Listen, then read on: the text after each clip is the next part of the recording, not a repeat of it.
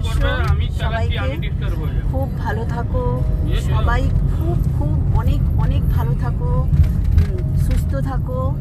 আর আজকে আমাদের Bengali new year, তো আর পয়লা বৈশাখ। তো আজ অনেক শুভ দিন, অনেক ভালো দিন। আশা করি তোমরা সবাই ভালো আছো, ভালো থাকবে আগামীকালও। তো অ্যাকচুয়ালি আমরা বেরিয়েছি এখন মা ভদ্রকালীর মন্দির। আমাদের এখানে একটা মন্দির আছে মা ভদ্রকালীর ঢালিতে, তো আমরা ওখানেই যাচ্ছি শুভ নববর্ষ এই উপলক্ষে।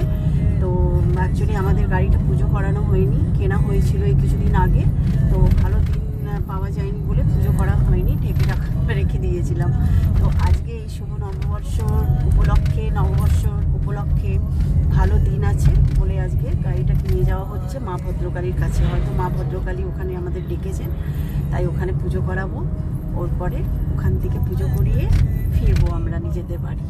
ঠিক আছে, চলো দেখি পুজো হলে আবার আসবো, আবার ফিরছি তোমাদের কাছে। আমার এই ছোট্ট ব্লগটা কেমন লাগলো জানিও প্লিজ। আর খুব খুব অনেক অনেক সবাই অনেক ভালো থেকো, আনন্দই থেকো, আনন্দ করো, আর খুব এনজয় করো নিউ ইয়ার। মিষ্টি খাও, বড়দের আমার গুরুজনদের আমার প্রণাম, ছোটদের অনেক অনেক ভালোবাসা। টাটা।